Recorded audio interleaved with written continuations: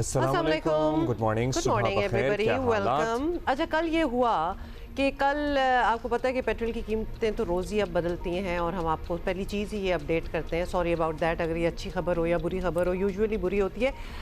कल हमने हुकूमत की शायद इतनी तारीफ़ और शुक्रिया कर दिया कि उन्होंने 1 रुपया कम किया है कि कोई बात रास्त नहीं आई। और आज क्या हुआ अब्दुल्ला, उन्होंने वो वापस ले ली। They said कि you don't deserve it, क्योंकि हम तो स्टॉक्स में खेलना स्टार्ट हो गए थे उसे 1 रुपए से। हमारी तो बात बहुत आगे चली गई कल थी। पेट्रोल की कीमत में 1 रुपए की बड़ी कमी के बाद पेट्रोलियम मसनूआत की कीमतों में आज 29 जुलाई के लिए जो तब्दीली की गई है उसके मुताबिक पेट्रोल की कीमत 1 रुपया 63 पैसे फी लीटर बढ़ गई है। तो ज़्यादा बढ़ी है। हाँ, उन्होंने कहा हम 1 रुपया कम करेंगे लेकिन 1.5 रुपये से ज़्यादा बढ़ाएंगे, जिसके बाद पेट्रोल की आज के लिए कीमत है 335 रुपये 81 पैसे फी लीटर।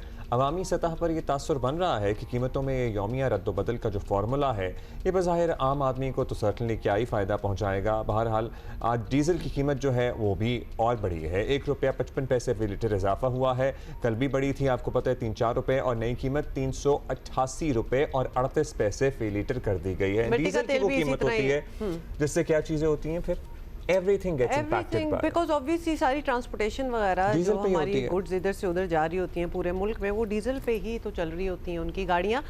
कहने का मतलब ये था, ये जो आपने कहा है ना कि रोज़मर्रा पे जो ये प्राइसेस बदलती हैं और फिर आवाम को बताया जाता है, your intention might have been in the right place, और आप शायद सही करना चाह रहे थे कि हम इस तरह आवाम को भी आगाह रखेंगे एंड ऑल दैट, और शायद तवक्को भी ये थी कि हम अंडरस्टैंडिंग होंगे, बट नॉट रियली। ये ज़्यादा टेंशन हो रही है। मुझे लगता है कि अगर फोर्टनाइटली बता दिया जाए कि कितना ऊपर जा रहा है कितना, तो फिर वो टेंशन जो होती है वो फोर्टनाइटली आती है। अभी रोज़ की एक और टेंशन होती है और वैसे ही बंदा इन्वेस्ट हो जाता है। So I don't know, that's my take. इसलिए मुझे तो ये सिस्टम थोड़ा सा तो टाइम मिलता है ना लोगों को, और हुकूमत को भी शायद टाइम मिल जाता है कि लोग भूल जाएं कि हाँ जी क्या इजाफा हुआ था। अब जो भी इसका असर हो रहा है, चाहे वो कम हो रही हैं, कम तो नहीं हो रही हैं, अब ज़्यादा ही हो रही हैं, उसका असर हुकूमत पर एज एन हुकूमत के इमेज एंड इम्प्रेशन पे ज़ाहिर है बोझ तो इनवेरिएबली पड़ रहा है ना। अब ज़ाहिर एक ग्लोबल हालात भी हमारे सामने हैं, ऑयल प्राइसेस ग्लोबली बढ़ी हैं, लेकिन हमारे यहाँ टैक्सेस और लेवी और दीगर चीज़ों की क्या शरह है ये भी दुनिया में सबके सामने है। अच्छा, आए अब जरा अपने हालात पे भी बात करेंगे। हालांकि वहाँ भी a lot of people are requesting कि आज़ाद कश्मीर में जो माहौल बना है उस पर हम बात करें, हम करेंगे उस पर आगे चलकर बात। एक सियासी गर्मा गर्मी भी उरूज पर पहुंची हुई नजर आ रही है। Let's get the cricket situation out of the way, क्योंकि हाँ ये भी बहुत बुरा हो गया ना हमारे साथ। तो ट्रोबा टेस्ट में जी वेस्ट इंडियन बॉलर्स जो है ना, उन्होंने पाकिस्तानी बैटिंग लाइन की बेसिकली धजियां उड़ा दी। सॉरी, और कोई वर्ड आ भी नहीं रहा, because that is exactly what happened. 211 runs के ताकुब में कौमी टीम 120 रन्स पर ढेर हो गई। सारी टीम, अंदाज़ा करें, टेस्ट चल रहा है, और इस तरह कप्तान की तब्दीली भी कौमी टीम को शिकस्त जो है वो से नहीं बचा सकी, और ना ओपनर चले, बिल्कुल कुछ भी मिडिल ऑर्डर नहीं चला, और मिडिल ऑर्डर ने मुज़ाहमत की थोड़ी सी, लेकिन एक के बाद एक विकेट गिरती चली गई। 8 खिलाड़ी डबल फिगर में दाखिल नहीं हो सके। इब्तदाई 8 बल्लेबाज मिलकर भी कप्तान के 58 रन का आधा नहीं बना पाए। थोड़ा कॉम्प्लिकेटेड हो गया ना। इब्तदाई बैटर्स ने कुल मिलाकर 26 रन स्कोर किए। 71 रन पर 9 विकेटें गिरने 71 रन पर 9 विकेटें गिरने के बाद कप्तान बाबर आजम और मोहम्मद अब्बास ने 49 रन की शराकत की और बाबर 58 रन बनाकर नॉट आउट रहे। सो बाबर वाज द वन, वो द लास्ट मैन स्टैंडिंग होता है ना, वो बाबर ही थे। 58 रन बनाए ऑन सो मेनी बॉल्स, तो वो भी एक चीज है जिसको other than बाबर, लेकिन चले बाबर के लिए ऑब्वियसली कप्तान है, लेकिन पूरी टीम ने मिलकर वो रन नहीं बनाए जो बाबर ने अकेले, उससे आधे भी टॉप ऑर्डर ने नहीं बनाए। अब्बास जो है 23 रन बना सके। West Indian fast bowlers Pakistani batters के लिए बहुत ही मुश्किल था तो मैच में मजमूई तौर पर जस्टिन ग्रीव्स ने 7, जेडन सील्स ने 6 और कैमरन रोच ने 4 और शमा जोसेफ ने 3 विकेटें हासिल की। वेस्ट इंडीज़ ने 2 मैचेस की सीरीज़ में 1-0 की बरतरी हासिल कर ली है।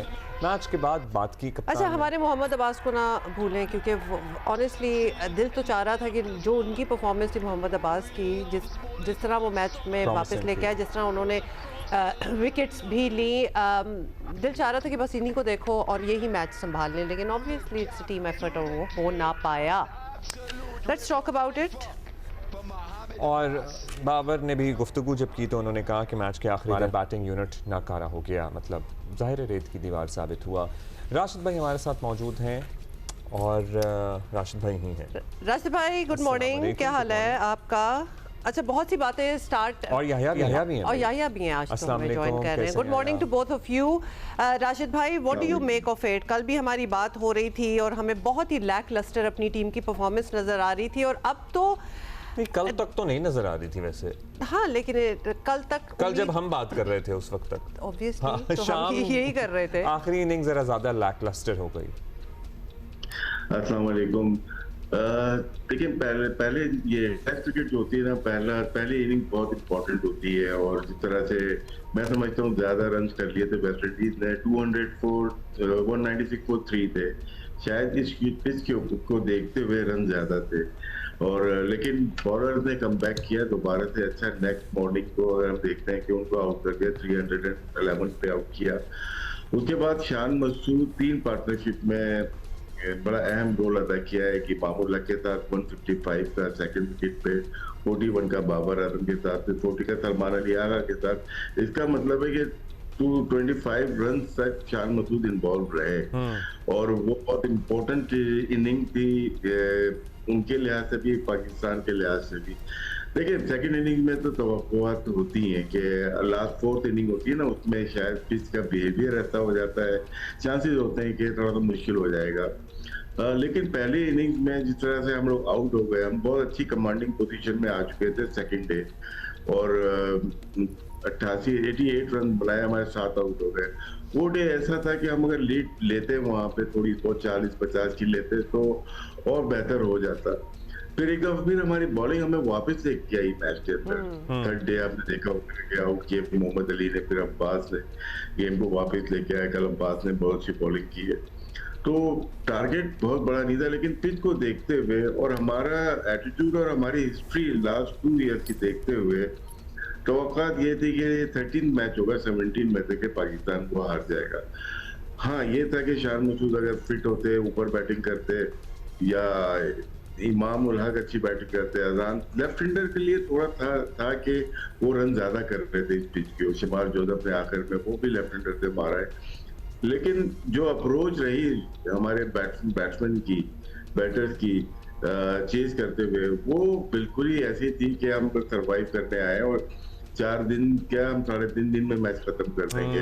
यही चीज रही। इसमें हमें सीनियर लोग चाहिए होते हैं टीम के अंदर, प्लेयर्स भी और आपको कोचिंग स्टाफ होता है ना, वो भी। अगर हम देखते हैं कि बहुत यंग है, अब किसी पे क्रिटिसाइज नहीं करना चाहते, यंग है सरफराज, उनके लिए ये चीज थोड़ा टफ लग रही है मुझे। लेकिन उससे पहले देखिए जो अपॉइंट किया तो वो अजहर महमूद थे, वो व्हाइट बॉल के बहुत बेहतरीन कोच होंगे, और उससे पहले जैसन गिलेस्पी थे। तो आप अगर हम इस तरह से अपने कोचेस को लेके चलेंगे, शायद थोड़ी सीनियर के ऐसा, क्योंकि हमारी टेक्निक का इशू आता है, टेक्निक बैटिंग में, तो उसमें हमें सुधारने की जरूरत है। हालांकि सुधारने की जरूरत है, और जब जाहिर है मैच हम हार गए तो बहुत सारी बातें हो रही हैं। हम याया भाई आपसे पूछेंगे कि आखिर की अगर 3 पार्टनरशिप्स हम देखें तो बाबर ने 43 बॉलों का सामना किया, जबकि टेल एंडर्स ने मजमूई तौर पर 45 गेंदों का सामना किया। अब बाबर तबातुर के साथ सिंगल लेते थे, और फिर tail ender West Indies bowlers का सामना करने के लिए वहाँ मौजूद होता था। एक राय ये भी है कि बाबर को इस रवैये में भी मोहतात रहना चाहिए था कि खुद ज़्यादा गेंदों का सामना करना चाहिए था। लेकिन what do you have to say about this first, and then we have other things to talk to you as well. बहुत शुक्रिया अब्दुल्ला, और मैं अपनी गुफ्तगू की शुरुआत एक कथा से करना चाहूंगा कि तू इधर उधर की ना बात कर, ये बता कि काफिला क्यों लूटा, मुझे रहजनों से गिला नहीं, मुझे रहबरी का सवाल है। टेस्ट मैच के पहले 3 दिन क्या हुआ छोड़ दीजिए उसको, आपको 211 रन की जरूरत थी, और आपकी टीम जो है वो सिर्फ 120 रन पर पवेलियन लौटती। जब आपका कप्तान ही डिफेंसिव अप्रोच के साथ खेलेगा, और मुबारक हो बाबर आजम के फैंस को, और बाबर आजम पाकिस्तान के कप्तान हैं, उन्होंने 54 रन स्कोर किए, 158 रन स्कोर किए 117 गेंदों पर। एक और उनकी इनिंग चली गई है बगैर सेंचुरी के, लेकिन पाकिस्तान हार गया है, बाबर आजम जीत गए, क्योंकि एक एंड पर बाबर आजम नॉट आउट खड़े रहे, और पाकिस्तान टीम जो है वो खिजा रसीदा पत्तों की तरह जो है हमारी विकेटें गिरती रही। कहाँ गए आकिब जावेद साहब, मैं उनसे जानना चाहता हूँ। वो कह रहे थे जी शान मसूद जैसा कप्तान हमको नहीं चाहिए, क्योंकि शान मसूद जो है वो टेल एंडर से पार्टनरशिप करवा देते हैं। मैं आपके सामने रखना चाहूंगा, पहली इनिंग में बाबर आजम कप्तान 4 विकेट ने 54 रन की पार्टनरशिप कर दी, 311 रन किए वेस्ट इंडीज ने। सेकंड इनिंग में 93 फॉर 7 थे वेस्ट इंडीज के, और यहां से उनके आखिरी 3 बैट्समैनों ने 88 रन की शराकत कर दी, कुछ नहीं बचा ना। अब उसके बाद आ जाते हैं बाबर आजम की तरफ। आप 211 रन चेस कर रहे हैं, और अगर बाबर आजम के 117 गेंदे में निकाल देता हूं साइड में, तो उसके बाद बाकी बैट्समैनों ने 125 गेंदे खेली हैं। आप मुझे बताइए कि कप्तान, चलें ठीक है, सलमान अली आगा को आप खिला रहे हैं, रिजवान को आप खिला रहे हैं, आप खिला रहे हैं आमिर जमाल को, लेकिन भाई आपने तो मजाक करके रखा हुआ था। आप एक सिंगल लेते थे और दूसरा एंड के ऊपर चले जाते थे। अब आप मुझे बताइए कि आखिरी बैट्समैन के साथ आप खेल रहे हैं, और जब मोहम्मद अब्बास बैटिंग करने के लिए आए, उस वक्त बाबर आजम बैटिंग कर रहे थे, उन्होंने 37 रन स्कोर किए थे 65 गेंदों पर। उसके बाद जो अब्बास के साथ उनकी पार्टनरशिप होती है, उसमें वो 42 गेंदों पर 21 रन बनाते हैं, और अब्बास 33 गेंदें खेलकर 23 रन स्कोर करते हैं। जिस टीम का कप्तान खुद बच रहा होगा, तो फिर उस टीम के हालात कैसे होंगे? ये तो कप्तान की बात है, आपने कुछ हासिल नहीं किया। अच्छा, वैसे यही पॉइंट या do you think it was, मतलब ये बच रहे थे या फिर मौके की? एक चीज ऐड करना चाहूंगा मैं, एक चीज ऐड करना चाहूंगा। आपकी क्रिकेट कभी ठीक नहीं होती। आपकी टीम को कौन सेलेक्ट कर रहा है? मिसबाउल हक साहब सेलेक्ट कर रहे हैं। पिछले 6 साल से वो हर क्रिकेट बोर्ड के साथ जो है वो एसोसिएट होकर मुंतखब कर रहे हैं खिलाड़ियों को। वो क्या करते थे? वो टुक टुक करते थे, टीम हार जाती थी, और वो अपने 70-80 रन करके चले जाते थे। इस टीम के बैटिंग कोच कौन है? असद शफीक साहब हैं। कल पाकिस्तान की टीम सिर्फ वेस्ट इंडीज से नहीं आ रही है, पाकिस्तान की खवातीन टीम जो है वो श्रीलंका से भी हार गई है, और उस टीम को भी किसने सेलेक्ट किया था? असद शफीक साहब ने, जो कि इस टीम को भी सेलेक्ट कर रहे हैं। बैट्समैन नाकाम हुए, ड्रेसिंग रूम में वो एज ए बैटिंग कोच मौजूद है। भाई जब आप इन लोगों को नहीं निकालेंगे, मिसबाउल हक, असद शफीक जैसे लोगों को, तो आपकी क्रिकेट इसी तरह पानी के ऊपर तैरती रही। अच्छा, ये जो हमने बात की, मैंने भी या सवाल किया था राशिद भाई कि बाबर ने जिस तरह टेल एंडर्स के साथ खेला, खुद ऐसा लग रहा था कि खुद बच रहे हैं और उनको सामना करा रहे हैं गेंदों का, ये हमारा तासुर हो सकता है, या फिर did you also feel the same? देखिए, वनडे या T20 होता है ना, तो उसको मैं मान सकता था, लेकिन ये टेस्ट क्रिकेट ही 99 विकेट गिर गई थी 71 रन के ऊपर। ये इन दोनों की मेहरबानी है कि 120 तक ले गए, वरना ये 71 या 72 पे ऑल आउट भी हो सकते थे। इतना मैटर मैं ये समझता हूँ कि नहीं करता था जब 9 विकेट गिर गई हैं। हमारी पहली इनिंग इंपॉर्टेंट थी, बाबर से वहां पे रन चाहिए थे, 27-28 या 30 रन किए उन्होंने, वहां पे 70-75 या 100 करते शान मसूद की तरह या इमाम की तरह, तो हम लोग 70-80 की लीड लेते।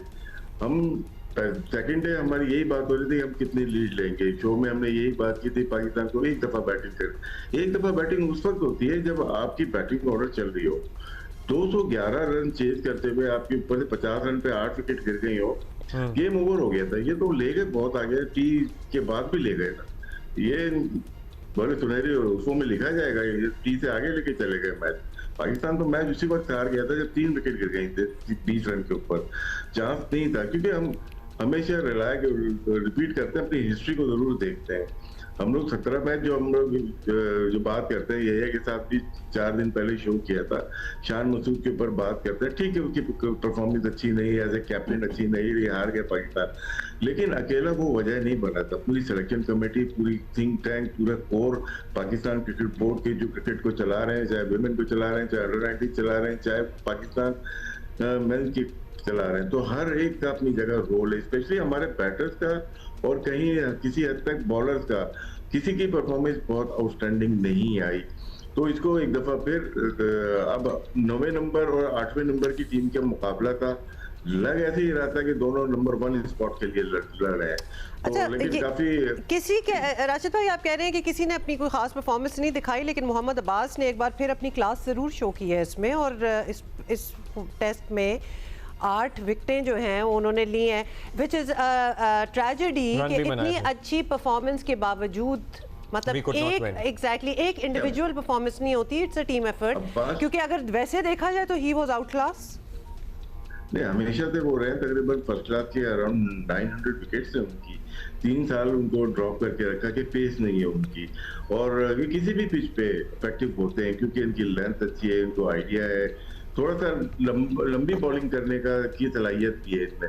लेकिन क्या है कि इन हमारे बॉलर ने बॉलिंग बहुत अच्छी की, गेम पे वापस लाए, लेकिन पहली इनिंग्स में इनको 200 से ज्यादा रन नहीं करने देने चाहिए थे। वो बाद में मूवमेंट हुई है, बॉल की है, सब कुछ किया है, फिर हम लोगों ने, मैंने जो देखा, हमने हैवी रोल लिया है। हैवी रोल का 2000 kg का हैवी रोल होता है, और वेस्ट इंडीज ने लाइट रोल वो 500 केजी का, उससे बड़ा फर्क पड़ता है पिच के बिहेवियर का। तो वेस्ट इंडीज की बॉलिंग देखे वो भी बहुत आउट क्लास नहीं है, हमारी तरह ही है, लेकिन दोनों टीम की फास्ट बॉलिंग ने ही परफॉर्म किया जिसमें अब्बास ने इन 6-8 बॉलर्स में जितने भी खेल रहे थे इस टेस्ट मैच में वेस्ट इंडीज और पाकिस्तान के, अब्बास बहुत हाई क्लास के बॉलर है। वो उनकी हिस्ट्री देखे, पाकिस्तान के इस वक्त एवरेज के लिहाज से हमारे पास वसीम अकरम भी गुजरे हैं, वकार यूनुस भी गुजरे हैं, आमिर आशिफ भी गुजरे, इमरान खान भी उसमें टॉप लिस्ट पे आ गए। तो इसका मतलब है कि लेट खेले एक तो, और साथ में इनके 3-3.5 साल बड़ी ट्रेजेडी है ना कि अब्बास के नाम से आज हम लोग तो जाहिर है कुछ अरसे से बात करते हैं, वाकिफ हैं, लेकिन कितने ही लोग और जानते हैं। बिल्कुल नहीं जानते। जाहिर है लेट खेले, वो मौके नहीं मिले, वो स्टारडम नहीं हासिल कर सके, लेकिन अब होपफुली जो है मौका मिला। अच्छा याया भाई, टेस्ट मैचेस हाँ अच्छा याया भाई आप ज़रा रोशनी डालिएगा। अभी हम बात कर रहे थे अब्बास की भी, आमिर जमाल की बहैसियत ऑलराउंडर जो परफॉर्मेंस है या उनसे जो तकाजा था हमारा, आपको लगता है वो पूरा उतरे उस पर? देखिए अब्दुल्ला, आमिर जमाल 2025 के बाद एक बार फिर टीम में शामिल हुए हैं। मैं यही आपसे पूछ रहा हूँ कि आप चीजों को डाइवर्ट कर रहे हैं। आमिर जमाल की एक परफॉर्मेंस के ऊपर जो है आप कह रहे हैं कि आमिर जमाल की वजह से आप मैच हार गए। भाई इस टीम के साथ एसोसिएट है T20 कैप्टन सलमान अली आगा, इस बार वो स्पेशलिस्ट बैट्समैन की हैसियत से खेल रहे थे। मोहम्मद रिजवान, आपको ज्यादा दूर नहीं जाना चाहिए, आपकी टीम 2 सेशन सरवाइव नहीं कर सकी यार बांग्लादेश के अंदर। यही बाबर आजम पाकिस्तान सुपर लीग में पेशावर जख्मी के लिए जो कारकर्दगी उन्होंने पेश की वो ट्रांसलेट नहीं कर पाए इंटरनेशनल क्रिकेट में अभी तक। तो ये पाकिस्तान क्रिकेट किधर जाएगी? आप लड़के तो चेंज ही नहीं कर रहे। आपकी जो टेस्ट क्रिकेट है वो बाबर आजम, सलमान अली आगा, इमामुल हक और रिजवान के ऊपर घूम रही है।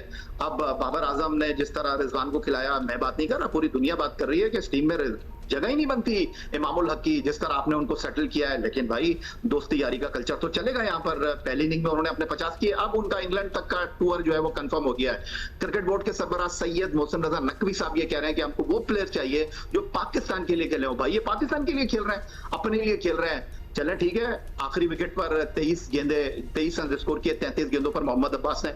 अली उस्मान पहला टेस्ट मैच खेल रहा है, अपने लिए भी वैसे याया नहीं खेल रहे क्योंकि मिडिल ऑर्डर भी आपके सामने है।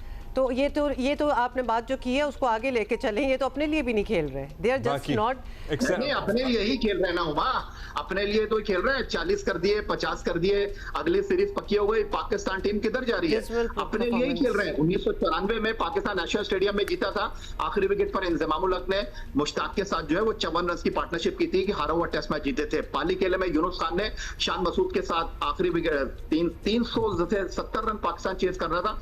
भाई हमें ऐसे क्रिकेटर चाहिए, लेकिन जब इन क्रिकेटरों को लाने वाले क्रिकेट बोर्ड में मिसबाहुल हक जैसे, असद शफीक जैसे सेलेक्टर मौजूद होंगे तो पाकिस्तान क्रिकेट का अल्लाह ही हाफिज है। अच्छा राशिद भाई, अब ये बताएं, ये ट्रेजेडी ये बड़ी मैनीफोल्ड ट्रेजेडी है, बिकॉज अगर ये नए जो हैं जो कि अपने लिए ही खेल रहे हैं, जिस तरह याह्या कह रहे हैं, इनको भी अगर आउट कर दिया जाए, कैन यू सी के इनको रिप्लेस कौन करेगा? डू वी हैव एनीबडी जो इनको भी रिप्लेस कोई कर सके? और जो न्यू कमर्स हैं उनकी परफॉर्मेंस पे भी जरा रोशनी डाल दीजिए साथ ही। रिप्लेसमेंट तो मौजूद होती है, आप खिलाते किस तरह से। कामरान गुलाम आपको रिप्लेसमेंट मिली थी, पहले टेस्ट में 100 कर दिए, सेंचुरी किए उन्होंने, फिर उनको आप बनाना चाहिए था। फिर हम वो दूसरे फॉर्मेट में भी चले गए, उसमें वनडे में भी खेले, लेकिन कुछ बहाने ऐसे बने कि वो भी बाहर हो गए। तो प्लेयर्स होते हैं आपके पास, ऐसा नहीं कि प्लेयर मौजूद नहीं है।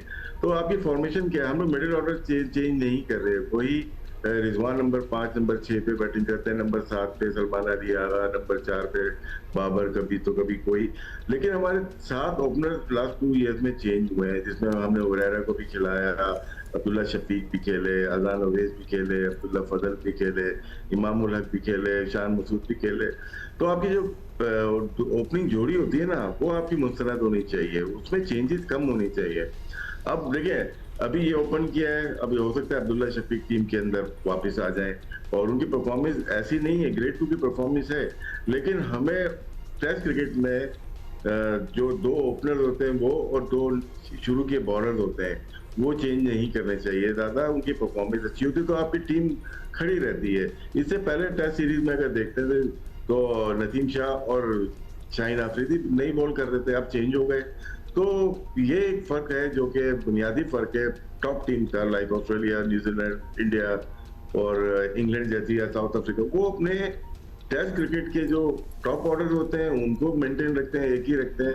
अभी ऑस्ट्रेलिया ने टीम अनाउंस की है, 10 साल से उनकी वही जोड़ियां खेल रही हैं, वही नेथन लाइन है, वही कमिंग्स है, वही हैदरवुड है, वही मिचेल स्टार्क है। तो मुतवातिर तौर पे मौके मिलते हैं, परफॉर्मेंस होती है, फिटनेस रहती है, उसको मॉनिटर कर रहे होते हैं। तो आपकी टेस्ट टीम स्पेशली मैं बात कर रहा हूँ, वो स्टैंड करती है। अभी हम 8वें से 9वें नंबर पे जा रहे हैं टेस्ट क्रिकेट के अंदर, और उसके ऊपर भी जो हमारे बयानात हम सुनते हैं, कैप्टन के सुने या कोचेस के सुने या हाई परफॉर्मेंस सेंटर से सुने, वो क्रिकेट से बहुत दूर होते हैं। तो इसको अभी चाहिए, जैसे यहिया ने बात की है, तो बिल्कुल पाकिस्तान क्रिकेट बोर्ड को हाई अथॉरिटी को देखना चाहिए कि कौन से लोग इस क्रिकेट को चला सकते हैं। या तो सारी चीज यहाँ पे प्राइवेट पूरा मान जाते हैं लोग, और अगर जो हैं जो नहीं चला पा रहे, you know, in the administration, in the cricketing setup, in the selection committee, in other positions, तो फिर इनको रिप्लेस करें। यही आया भाई भी कह रहे हैं, मतलब व्हाई नॉट। एंड भाई मैं यही तो आपसे बात कर रहा हूँ, यही तो आपसे बात कर रहा हूँ। अभी आपकी पैथेटिक परफॉर्मेंस इंग्लैंड में खवातीन क्रिकेट वर्ल्ड कप में रही, कप्तान कह रही है हम सीख रहे हैं। अब आप श्रीलंका गए, पता नहीं पहला मैच कैसे जीत गए, अगले दोनों मैच आप हार गए। अब पूछे उनसे, वही वहाब रियाज टीम के मेंटोर हैं, उनके ऊपर आपको भरोसा ही नहीं है, आपने उनको हेड कोच नहीं बनाया। वही अब्दुल रहमान टीम के स्पिन बॉलिंग कोच हैं, वही उमैद आसिफ टीम के फास्ट बॉलिंग कोच हैं, वही इमरान फरज साहब जो हैं वो पाकिस्तान टीम के बैटिंग कोच हैं। भाई अगर खिलाड़ियों का एहतसाब होता है, अगर खिलाड़ी कटहरे में आते हैं, तो इन लोगों को भी कटहरे में आना चाहिए। एक वक्त में 25 जगहों पर पांव रखकर बैठे हुए, परफॉर्मेंस तो आ नहीं रही। मिसबाउल हक एक मिडिल ऑर्डर बैट्समैन इस टीम को नहीं दे सके। आपने जिस मिडिल ऑर्डर बैट्समैन को क्रिएट किया है वो उनके SNGPL का है, और वो प्लेयर जो है उसकी परफॉर्मेंस मुझे बता दीजिए, कोई आउटस्टैंडिंग परफॉर्मेंस आप कह रहे हैं 85% डेटा पे लेकर आएंगे। इस टीम को अगर आप डेटा पे सिलेक्ट करें ना, तो ये टीम ही नहीं सिलेक्ट होती डेटा के ऊपर। आपने कहा कि जी अब्दुल्ला फजल अनफिट हो गया है। Got it, got it, yes. You're right, you made your point. और वैसे ही हमारा जो है वो बड़ा उदास है because of our performances. लेकिन ये जो याह्या कह रहे थे ना, इन सारों को जिन्होंने सिलेक्ट किया है उनको डिसलेक्ट करना चाहिए ना उधर, लेकिन जो सिलेक्ट कर रहे हैं क्या उनको सिलेक्ट करना चाहिए था? हम तो ऊपर तक बात जा रही है ना कि who are these people, why are they selecting, who they are selecting, और परफॉर्मेंस तो फिर सामने है। और कितनी ज़्यादा बातें हैं ना दिल दुखाने के लिए आज हमारे पास है। स्टार्ट हम हुए पेट्रोल से और अब हम इधर आए। मेरा ख्याल है हम ब्रेक ले लेते हैं और फिर हम फलोड़ते हैं अपनी खबरों में कोई बेहतर खबर। Oh, you don't know what फलोड़ना is? Really? मैं आपको ब्रेक में बताती हूँ, अभी ब्रेक ले रहे हैं। इसका मतलब ये हो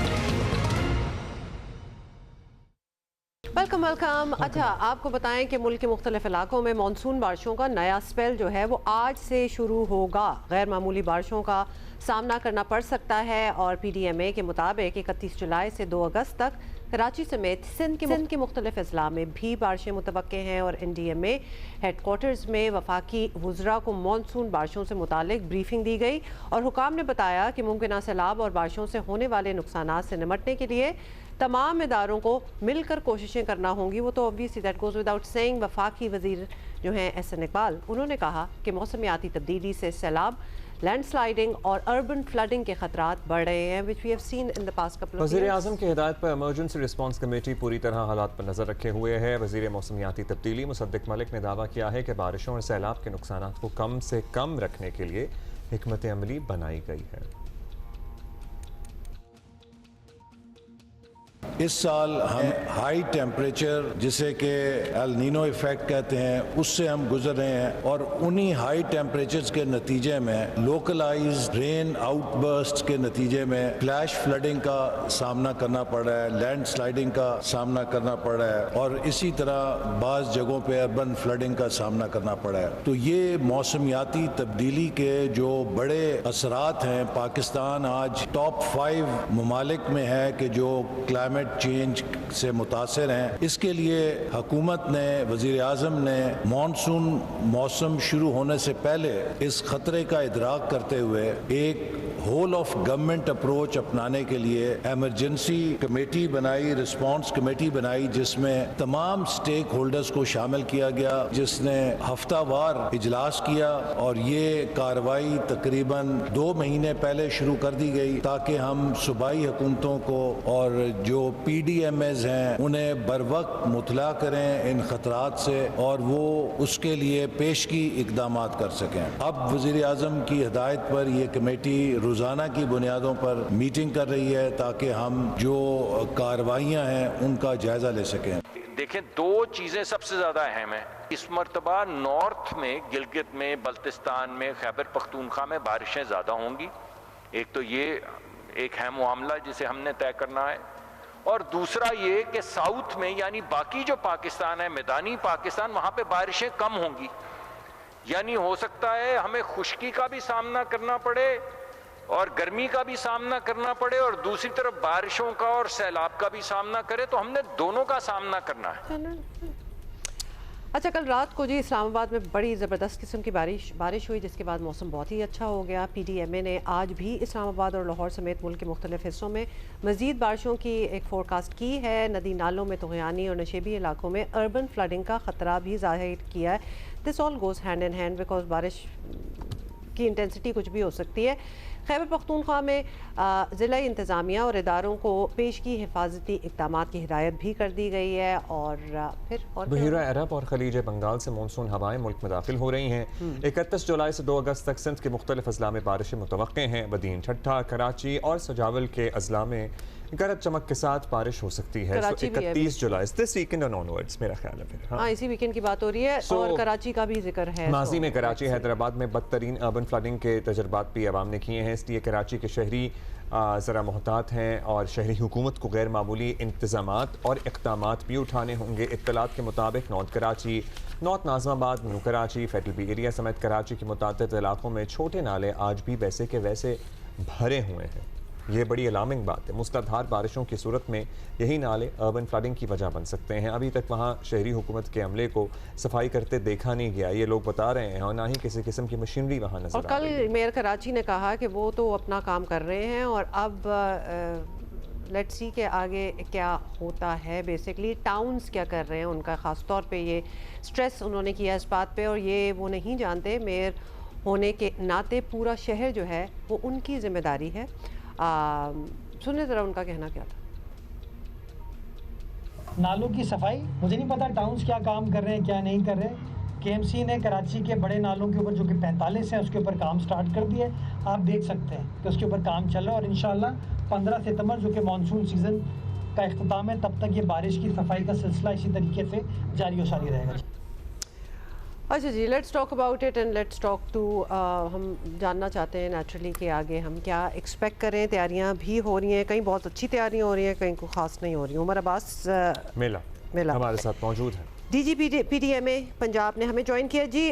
उमर साहब बताइएगा कि सेकंड स्पेल जो आ रहा है, मतलब हम इसको ज़रा ज़्यादा इंटेंस समझें फ्रॉम द फर्स्ट स्पेल, क्योंकि फर्स्ट पंजाब में हमने देखा कि वो मैनेज हो गया। जी थैंक यू जी। फर्स्ट स्पेल जो आया था दैट वाज लास्ट वीक और वो हम कह सकते हैं काफ़ी ज़्यादा इंटेंस था। काफ़ी जगह इसका 500 mm से ज़्यादा भी ओवर द वीक बारिश हुई लाहौर में, गुजरांवाला डिवीज़न में, और कई जगह over course of 3 to 5 hours 250 mm तक आई। So that is a very concentrated volume of rainfall for any particular place. लेकिन अल्हम्दुलिल्लाह जो अर्बन एरिया से कुछ ज़ायरे घंटे पानी खड़ा हुआ, फिर उसको ड्रेन कर लिया गया। Major reason for that was कि आपकी डिसिल्टिंग मल्टीपल फेजेस में हुई। आपकी जो बड़े नाले हैं, ड्रेन्स हैं, उनमें जो क्लॉग हुआ था सॉलिड वेस्ट के साथ, वो पूरा for the past 3 to 6 months वो सारे क्लियर किए गए। उसकी वजह से काफ़ी सारा पानी ड्रेन हो गया। करंट स्पेल कल रात से शुरू हो गई, आज सुबह से, specially in the north east part, आपके गुजरांवाला, सियालकोट, नारोवाल, गुजरात, जेलम, अब लाहौर में भी बारिश पहुंच गई है। तो ये सिलसिला शुरू हुआ है। Some parts more than 150 mm। So obviously exact intensity जो होती है कंप्लीट 100% एक्यूरेसी से प्रेडिक्ट नहीं की जा सकती, बट वी आर होपफुल कि जो लास्ट वीक जितना इंटेंस था होपफुली इतना इंटेंस नहीं होगा and we should be able to deal with it. अच्छा, शहरी इलाके ज़ाहिर है बहुत ज़्यादा मुतासर हुए, फुटेजेस उसकी वीडियोस भी सर्कुलेट करती रही, सोशल मीडिया एज वेल। हमारे दरियाओं की क्या सूरत हाल है? Are we in a safe zone so far? जी, as far the river flows are concern हमारी अल्हम्दुलिल्लाह लो टू नॉर्मल है। ये अभी ये रिसेंटली बारिशें होंगी तो कई जगह आप शायद देखेंगे लो टू मीडियम चला जाए, लेकिन अभी क्योंकि हमारे तरबेला में भी 84% तक फिल हुआ है, मंगला 52%, तो अभी सफिशेंट कैपेसिटी है। इवन अक्रॉस द बॉर्डर जो ईस्टर्न रिवर्स पे डैम्स हैं उन पे भी अभी 35-36% स्टोरेज हुई है, बाकी अभी वेकेंट है। तो अभी रिवर्स में हमारी काफ़ी ज़्यादा कैपेसिटी है। ज़्यादा हमें जो इशू आता है वो आता है हमारे नालाज वगैरह में, क्योंकि जाहिर है वो हमारे नॉर्थ ईस्ट एरिया से क्रॉस द बॉर्डर से फ्लो करते हैं और वो आ जाते हैं हमारे दरियाओं में।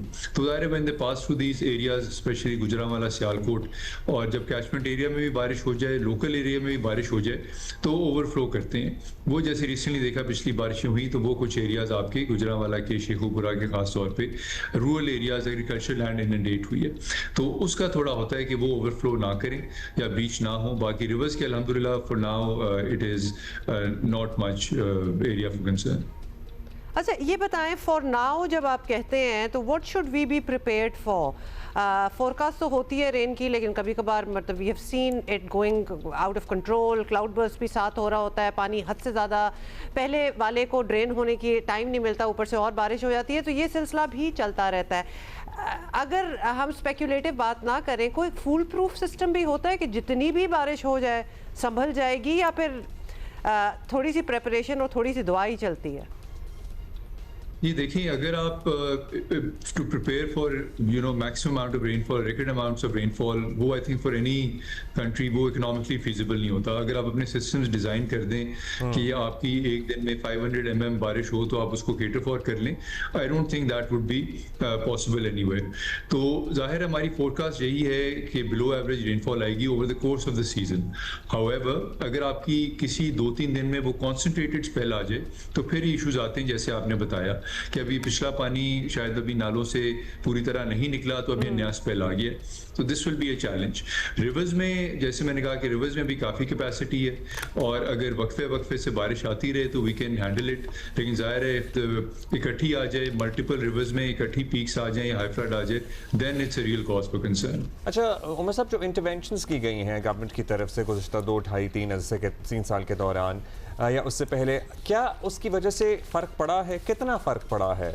बाज़ इलाक़े अभी भी ऐसे हैं जहाँ पे पानी खड़ा होता है, जैसे पहले खड़ा हो रहा था वैसे बदस्तूर खड़ा होता है, लेकिन उस दिन पंजाब की सीनियर वज़ीर भी हमारे साथ थी, उन्होंने कहा जी हमने वाटर बेल्स भी बनाए हैं, पंजाब के मुख्तलिफ अज़ला में बनाए हैं। कितना फ़र्क पड़ रहा है इन इंटरवेंशंस का? अच्छा, ऑन एवरेज आपके जो पॉन्डिंग की वॉल्यूम है and the clearance time has gone down 3 times। सो ये हमारा काफ़ी बड़ा प्रोजेक्ट चल रहा है, अबाउट 70 to 80 सिटीज़, जिसमें अंडरग्राउंड स्टोरेज टैंक्स बन रही हैं, डिस्पोजल स्टेशंस बन रही हैं, स्टॉर्म वाटर ड्रेन्स बन रही हैं, नालों की सफाई हो रही है। तो उसकी वजह से आपने देखा होगा कि यस, अर्बन एरियाज़ में जब बहुत बारिश होती है तो एक दफ़ा पानी खड़ा होगा, but the time it takes to drain it out is gone down from half a day to multiple days to 2-3 hours।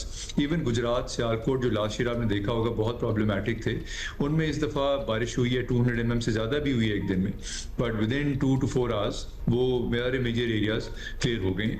So this interventions are working. ये अभी ज़ाहिर 1-2 साल मजीद लगेंगे for this to fully mature.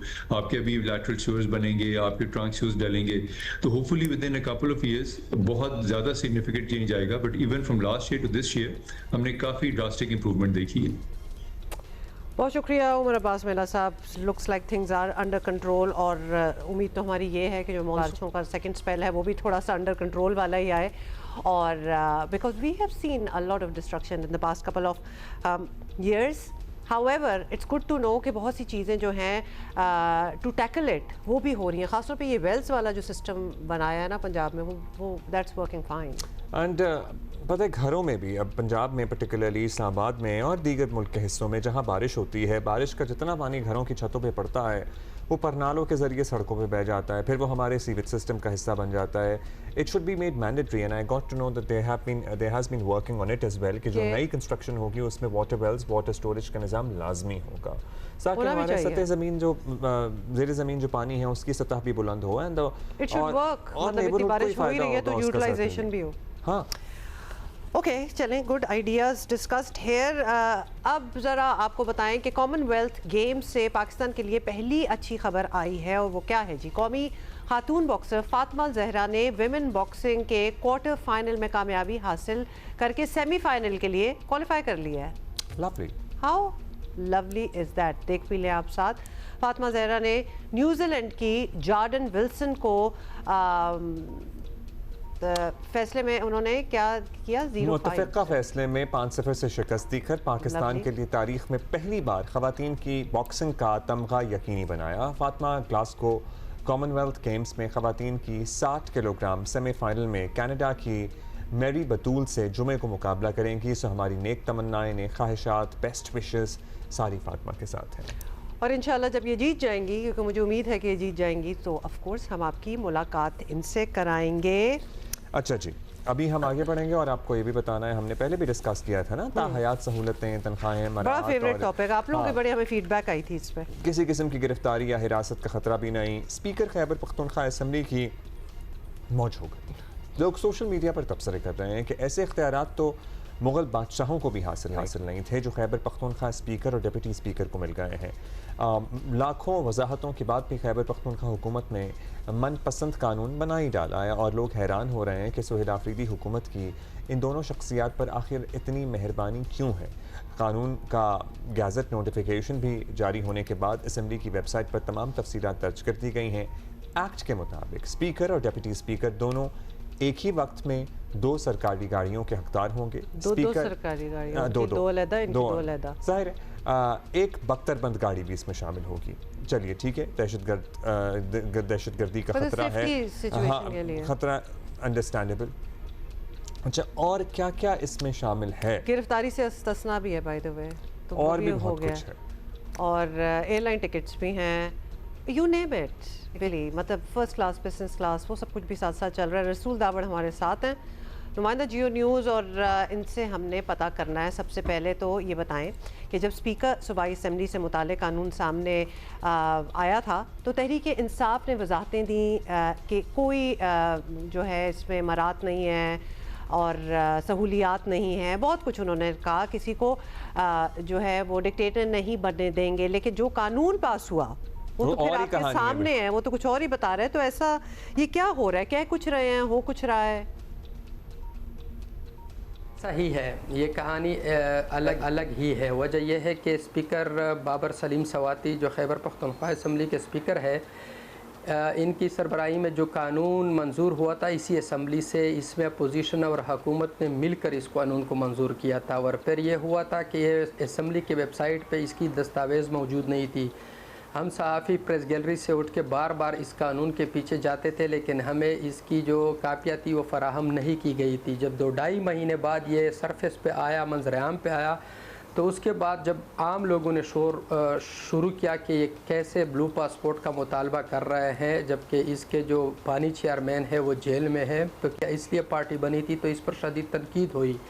तो उस वजह से वज़ीर आला को ये कहना पड़ा कि हम इस कानून को वापस ले रहे हैं। लेकिन अब तक ये कानून है और ये इम्प्लीमेंट है, जब तक इसको वापस न लिया जाए। इसमें सहाफ़ियों के ख़िलाफ़ भी कानून साजी हुई थी, लेकिन उस बारे में असम्बली सेक्रेटरीट का ये कहना था कि ये चूँकि 1980 से ये कानून मंजूर था, लेकिन हमने उसको मॉडिफाई किया, उसमें तरमीम करके उसमें चंद सज़ाएँ जो थी सहाफ़ियों को वो यानी सख्त कर दी, वो जुर्माने जो थे वो ज़्यादा कर दिए, जिस पर सहाफ़ियों ने भी एहतजाज किया कि उसमें ये भी था कि यानी अगर कोई भी ख़बर किसी MPA ने कोई सवाल जमा किया असम्बली में तो आप उसको रिपोर्ट तक नहीं कर सकते जब तक वो असम्बली फ्लोर पर ना आ जाए और उसकी मंजूरी ना आ जाए, बाकायदा स्पीकर उसको अनाउंस ना करे। इसी तरह स्पीकर के मुराद पर भी इस बिल में बहुत ज़्यादा मुराद है, लेकिन ये सारी चीज़ें छुपाई गई थी। लेकिन साथ साथ कभी कभार इस पर सूबाई वज़ीर इत्तलाआत जो है शफ़ी जान, उसकी जानिब से वजाहतें भी दी जा रही थी, लेकिन पार्टी कारकुनान ने भी और आम लोगों ने भी, सहाफ़ियों ने भी जब इन पर तनकीद शुरू की तो वज़ीर आला को ये बयान देना पड़ा कि हम इसको वापस ले रहे हैं। अब कब वापस ले रहे हैं, नया कानून कब आएगा, इसकी अब तक किसी को कोई इल्म नहीं है। लेकिन अब ये कानून मुकम्मल तौर पर सरफेस पे आया है, जिसमें स्पीकर के दीगर जो मुराद है यानी जो बैरून मुल्क दौरे है या इसके अलावा उसको जो इस्तिस्ना हासिल है गिरफ़्तार न करने की या उसके घर पर चापे न करने की, तो इसी तरह मुख्तलिफ़ किस्म के जो ख़ुद को यानी जो स्पीकर असम्बली है या डिप्टी स्पीकर असम्बली है उसको इख्तियार देने के लिए बहुत ज़्यादा इसमें तब्दीलियाँ की गई है। इस तरह की कानून साजी पर अपोजिशन का क्या किरदार रहा है? बज़ाहिर वो ज़्यादा मुज़ाहमत करते तो नहीं नज़र आए हमें, क्या सब जिसे कहते हैं ना मिले हुए हैं अंदर से? यकीनन अपोजिशन में ख़ुसूसन पीपल्स पार्टी के MP अहमद कुंडी ने इस कानून में एक तरमीम भी की थी असम्बली में कि ये ब्लू पासपोर्ट में जो लाइफ टाइम का था और इसके अलावा इस तरह की चीज़ें, ये वफाकी हुकूमत से मुतालबा ये उनकी मशावरत पे हुआ था। तो किसी ने भी अपोजिशन में किसी भी पार्टी ने असम्बली फ्लोर पे इसकी मुखालफत नहीं की थी, क्योंकि किसी न किसी तरह सबको कोई फ़ायदा है इसमें। लेकिन जब ये आवाम ने इस पर तनकीद शुरू किया तो फिर अपोजिशन ने कल्टी मारी और कुछ बयानात ऐसे आए कि जी देखिए ये कानून साजी नहीं कर सकते हैं, ये नाबलद है। और कुछ मेंबरान असम्बली अपोजिशन के ऐसे भी है जिन्होंने खुलकर इनका साथ दिया इस कानून साजी में और बाकायदा प्रेस कॉन्फ्रेंस कर दी जो रिकॉर्ड पर मौजूद है। जी अच्छा, ये भी बता दीजिएगा कि एक तरफ तो ये सब कुछ चल रहा है और दूसरी जाने 5 अगस्त के लिए खैबर पख्तूनख्वा हुकूमत और तहरीक इंसाफ की तैयारियों की खबरें भी हैं। तो क्या हुकूमत और पार्टी क्लियर है कि 5 अगस्त को क्या करना है? क्या तमाम जो ग्रुप्स हैं विद इन द पार्टी वो एक ही पेज पर हैं? ये 5 तारीख का जो जलसा है ये ऐलान किया गया है वज़ीर इत्तलात की जानिब से कि जो सुहेल अफरीदी है वज़ीर आला वो और जितने भी उनके दीगर जो कायदीन हैं उन सब का आपस में इस पर इत्तिफ़ाक़ है। उन्होंने ये भी कहा था जो हमायदीन है यानी जो बड़े हैं पार्टी के उनसे भी मुशावरत की जाएगी। पहले तो ये स्टेडियम में इसका इनेकाद किया गया था लेकिन फिर उसको चेंज करना पड़ा। लेकिन अब यह है कि ये जलसा है और खैबर पख्तूनख्वा के अंदर है, यहाँ इनकी अपनी हुकूमत है, कोई मुश्किल नहीं है, जलसा गुजर जाएगा, 5 तारीख गुजर जाएगा। लेकिन असल बात यह है कि इस जरगे में वो आगे का लाएमल क्या देते हैं, क्योंकि इसमें इन्होंने क्लियर कट कहा है कि इस जलसे में हम खान की रिहाई के लिए आगे का लाएमल देंगे। वो क्या लाएमल होगा, क्या उसमें इस्लामाबाद की जानिब लांग मार्च या इस तरह के एहतजाज होंगे जो सूबे से बाहर होंगे या सूबे के अंदर ही एहतजाज होंगे? सूबे के अंदर एहतजाज से तो न किसी को कोई फ़र्क पड़ता है, अलबत्ता मुकामी लोगों के लिए रोड बंद हो जाते हैं, मुश्किलात हो जाता है। लेकिन सूबे के बाहर जब जाएंगे तब ये असल इम्तिहान होगा पार्टी का कि क्या उस वक्त पूरी पार्टी जो है वो एक पेज पर है या नहीं है। अलबत्ता इस वक्त तक एक जलसा है, होने जा रहा है, 5 तारीख तो हो जाएगा, उसमें क्या ऐलान करते हैं इस पर देखते हैं। बहुत शुक्रिया आपका रसूल the power, thank you for being with us. Thank you for the update. Sri Lanka में जारी वुमेन्स वनडे सीरीज जिसका भी हम तस्करा कर भी चुके हैं, तो फिर नहीं करते, छोड़ दो। इसमें भी कोई वैसे खास बात नहीं है करने वाली। तीसरे और फैसला कुन वनडे में भी पाकिस्तान वुमेन टीम को 8 विकेटों से शिकस्त हुई है और सीरीज 2-1 से श्रीलंका ने अपने नाम कर लिया। हैमन टूटा में खेले गए तीसरे वनडे में पाकिस्तान ने पहले बैटिंग की, जहां 10 के स्कोर पर ही 3 खिलाड़ी हमारी आउट हो गई थी। 10 के स्कोर पर। इस पे ब्रेक ले लेते हैं, छोड़े, इस पे बात नहीं करनी।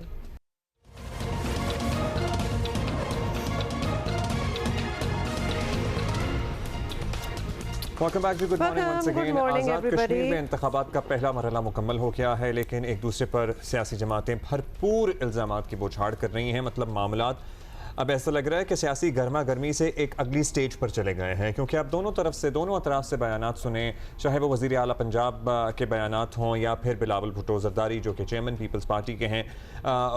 उन्होंने तो अपने कारकुनों से खिताब में बड़ी तुंदो तेज़ बातें की हैं।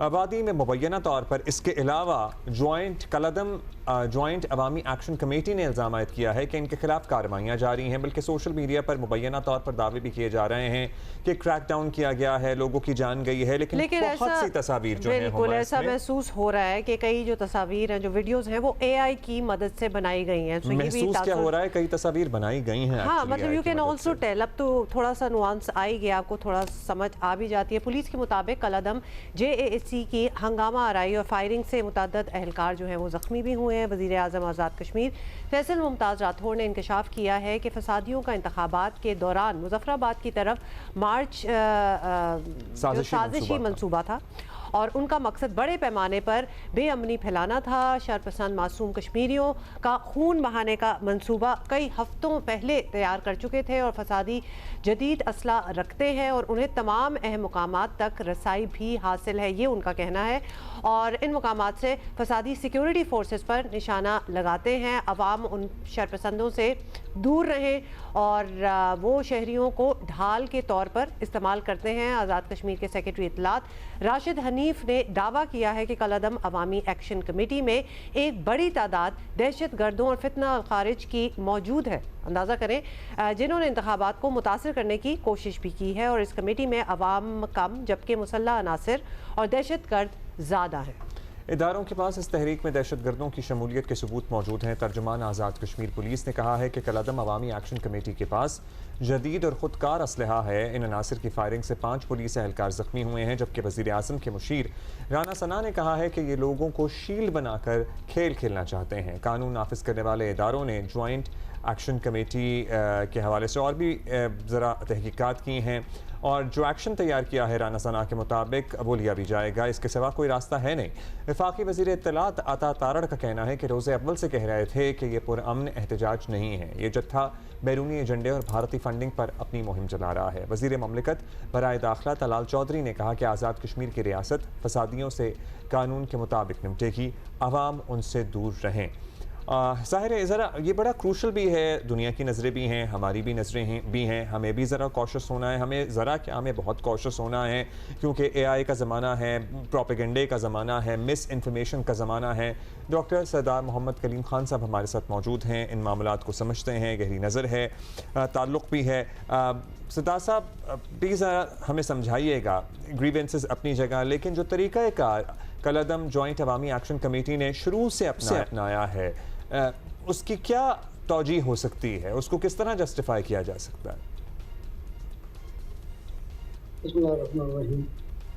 लेकिन शुरू में अगर आप देखें तो ये कोई मामूली मकामी नौयत के मुतालबात थे जिसमें बिजली का टैरिफ था और आटे का सब्सिडी की बात की। वो मामला तो हल हो गए, क्योंकि वो हल भी इस तरीके से हुए कि जब पूरा मुआवजा मूव करके तो एक जगह जाके बैठ गया तो पहले तो जो हुकूमत थी वो उनको सीरियस नहीं ले रही थी, तो जब वहाँ जाके ये बैठ के अल्टीमेट फोर्स उन्होंने इस्तेमाल कर दी अपनी एहतियाजी, तो वहाँ वो मामला हल हुए। तो इनको शायद ये जोम हो गया कि अब सारे मामला जो हैं, सारे ताले जो हैं उसी चाबी से खुलेंगे। उसके बाद फिर एक के एक बाद एक मुतालबा बढ़ता गया। तो ये बेसिकली इनको स्पेस गैर मामूली गैर लिबरल स्पेस दिया गया। जो मकामी नौयत के मामला थे वो फिर फेडरल गवर्नमेंट के लेवल पे जाके जब हल हुए तो लोगों को ज़्यादा खुशफहमी हो गई कि यही तरीका है मामला को हल करने का। अच्छा ये बताइएगा कि जॉइंट अवामी एक्शन कमेटी अगर कलअदम है तो ये इसके किस तरह पता चल रहा है कि यही इन्वॉल्व हैं इसमें, और अगर पता चल रहा है कि यही इन्वॉल्व हैं तो ये अरेस्ट क्यों नहीं हो रहे, इन पे कोई एक्शन क्यों नहीं लिया जा रहा?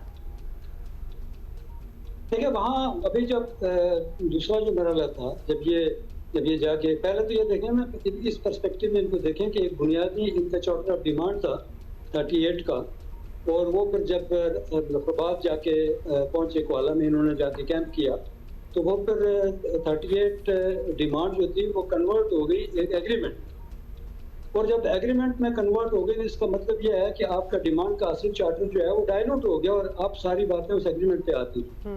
उस एग्रीमेंट में गिव एंड टेक हुआ, कुछ बातें हुई, कुछ मुतालबात इनके माने गए, कुछ डेफर्ड हुए और कुछ जो है वो आईनी नौयत के थे जो ज़्यादा टाइम टेकिंग थे। तो वहाँ से इनका ज़्यादा अकट शुरू हुआ और मुझे 9 तारीख को इन्होंने मार्च कर दिया। अब उसमें किस हद तक कामयाब हुए नहीं हुए, किस हद तक कौन से मुतालबात पूरे हुए नहीं हुए, मेरे पास जो इतलात हैं वो ये हैं कि जो फौरी नौयत के थे वो हुकूमत ने पूरे कर दिए थे, जो अप्रूवल सब्जेक्ट की अप्रूवल थे फेडरल गवर्नमेंट के वो उधर चले गए, और कुछ जो कॉन्स्टिट्यूशन थे वो डेफर्ड किए गए कि नई असेंबली आएगी तो करेंगे। लेकिन असल जो मामला शुरू हुआ वो जब ये 5 जुलाई को क्यों ये आउटबस्ट हुआ, 9 को जब इन्होंने जाना था तो वहाँ जब एक मारा गया एक लड़का इनका वहाँ मंजूसा के करीब जगह, उसके बाद फिर ये मॉब हॉस्टाइल हो गया ज़्यादा। तो आपको पता है वायलेंस बिगेट्स वायलेंस, उसके बाद फिर CMH का वाक़या हुआ। तो हमारी जो इत्तलात है कि CMH में जब ये लोग गए तो वहाँ ये आराम से गेट पे बैठे हुए थे, कोई उसमें उस तरह का कोई हॉस्टिलिटी नहीं थी। लेकिन अचानक कोई 2-3-4 लोग ऐसे आए जो गैर मारूफ थे और उनका हुलिया भी कोई गैर मामूली था, असला बरदार थे। तो उनमें से किसी एक ने आगे जाके तो कोई इश्तिहाल अंगेज तकरीर की। उसके बाद ये मौत सारे का सारा जो है वो घुस गया CMH में। और फिर CMH में जो मनाजिर हैं वो बड़े बड़े दर्दनाक हैं, बड़े खौफनाक हैं। वहाँ एक पुलिस अफसर को बड़ी बेदर्दी से शहीद किया गया। तो ये सारा का सारा जो अमल है ये किसी वायलेंस के जवाब में शुरू हुआ। अब ये वायलेंस किसने पहल की ये तो कोई कमीशन ही तय कर सकता है। अच्छा, इस कमीशन की बातें बिलावल भुट्टो भी करते नजर आए, फिर जब हमारे सीनियर सियासी लीडरान की तरफ से इस तरह के बयानात हों कि ये आज़ाद कश्मीर को मकबूजा कश्मीर नहीं बनने देंगे, नहीं बनना चाहिए, तो सूरत हाल सीरियस सी फिर मालूम होती है। अब तशवीश इसलिए भी है क्योंकि बेचैनी बढ़ रही है पाकिस्तान में भी और आज़ाद कश्मीर में भी लोगों की, क्योंकि खबरें भी आ रही हैं कि वायलेंस या फिर यूज़ ऑफ फोर्स, एक तरफ से वायलेंस हो रहा है, दूसरी तरफ ये यूज़ ऑफ फोर्स हो रहा है। कोई एक्चुअल नंबर है हमारे पास? क्योंकि कल हमने हुकूमती मौक़िफ़ तो सुना जिसमें उन्होंने बताया कि एक रेंजर्स एहलकार भी शहीद हुआ है, लेकिन दूसरी तरफ प्रोटेस्टर्स का भी ये दावा है कि यूज़ ऑफ फोर्स में उनकी यहाँ भी जाने नुकसान हुआ है।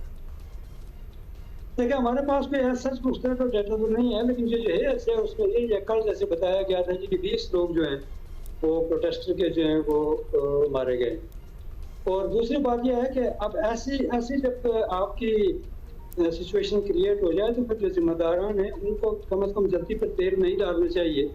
और जो फेडरल मिनिस्टर हैं उनका इस किस्म के बयान जिनके रावलकोट में कश्मीर में नहीं है या उनको हम कश्मीरी नहीं मानते, तो ये और लोगों के अंदर एक प्रोवोकेटिव एटीट्यूड पैदा करते हैं। मेरे ख्याल से माइल्ड एटीट्यूड होना चाहिए था दोनों तरफ से, क्योंकि फोर्सेज जो काम कर रही हैं वो तो अपनी ड्यूटी दे रहे हैं वहाँ। तो हाँ, मतलब ये ऑब्वियसली अब ये समझ तो आ गई, कशीदगी तो है, लेकिन अब इस पे कैसे काबू पाया जाए, आगे किस तरह बढ़ा जाए, इसके लिए बताएं। देखिए, एक चीज़ ये है कि जब ये प्रोग्राम हो जाती है एजुकेशन, उसमें बहुत से एक्टर इन्वॉल्व हो जाते हैं, बहुत से दूसरे एक्टर इन्वॉल्व हो जाते हैं, उनका अपना इंटरेस्ट इन्वॉल्व हो जाता है।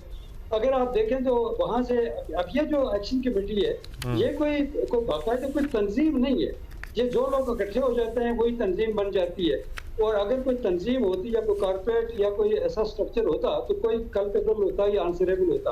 अब उसी स्टेज से उमर नज़ीर कई दफ़ा कह चुके हैं कि हमारा सिर्फ मुतालबा जो मामलात हैं एहतियात जो मुतालबात तक है, हमारा ना कोई आज़ादी का कोई इस तरह का कोई ऐसा फजूल किस्म के एजेंडा है, ना हुकूमत पाकिस्तान के खिलाफ है, ना मैदानी के खिलाफ है, और वो लोगों से तायद भी कराते हैं। लेकिन जब वो जाते हैं तो उसी स्टेज से एक बंदा उठता है तो वो कहता है जनाब कि ये लोगों के ये गैर मुल्की फोर्सेज हैं, ये बाहर निकल जाएं यहाँ से और हम इनको सबक सिखाएंगे। इस तरह की चीज़ें जो हैं, तो ये एक ही जगह दो चीज़ें आ रही है। लेकिन इनको चूँकि जो लोग जिम्मेदारान हैं उनको असल में बुनियादी तौर पर शुरू में एंगेज नहीं किया गया, और वक्त के साथ साथ ऐसे लोग इन्वॉल्व होते गए जो इस तंजीम को, इस सारे मामलों को हाईजैक कर चुके हैं। अब वो किसी और एजेंडे पे काम कर रहे हैं। अब ये मामला हल हो भी जाएं, फॉर दैट मैटर अगर सारे मनोहन हल हो भी जाएं, फिर कोई ना कोई ऐसा बात बीच में होगी कि ये शोरश यहाँ जारी रहे। अच्छा, राना सना साहब बड़े सीनियर वजीर हैं, उन्होंने बयान दिया कि वो जो लोग हमने ट्रेन किए थे, आपको पता है अफगानिस्तान की सिचुएशन में भी यही कहा जाता था, और ये बयान उनका ऑन रिकॉर्ड आ गया है कि जो लोग हमने ट्रेन किए थे मुजाहिदीन लड़ने के लिए, अब ये भी उसमें शामिल हैं, इस तहरीक का हिस्सा हैं। इस तरह के बयानात से हम क्या अखज़ करें, बात किस तरफ जा रही है? देखिए, ये जो राना सना ने बात की, जो जिम्मेदार आदमी है, लेकिन जो ग्राउंड से जो इंफॉर्मेशन आ रही हैं, जो लोग वहाँ हैं जो मौजूद होते हैं दरमियान ऑफ एंड ऑन जब मुलाकात करते हैं, तो वो इस तरह की इंडिकेशन देते हैं कि ये बात बिल्कुल सच है। तो जो लोग वहाँ हैं इस दरमियान, हर दरमियान में कुछ न कुछ लोग ऐसे मौजूद हैं, 2, 4, 5, 10, 100, 150 लोग मौजूद होते हैं जो उसी उलिये के हैं जिसकी राना सना जिसकी बात कर रहे हैं। और वो जाहिर है ये बेमहार लोग हैं, ये कल अगर उधर लड़ते हैं तो आज वापस आगे इधर दाखिल हो गए मुख्तलिफ उससे। तो ये कोई अनहोनी बात नहीं है, ये कोई ऐसी बात नहीं कि जो गैर हकीकतमंद। अच्छा, ये बताएं ऐसा है, लेकिन ये भी बताएं कि सीनियर पॉलिटिकल लीडरशिप किधर है, मतलब वो क्यों नहीं हल कर रहे ये सारे प्रॉब्लम्स, और फोर्स क्यों यूज हो रही है? देखिए, दो चीज़ें हैं। सीनियर पॉलिटिकल लीडर को पर्पसली मेरे ख्याल से इन्होंने ये जो एक्शन कमेटी के लोग इन्होंने इररिलेवेंट कर दिया।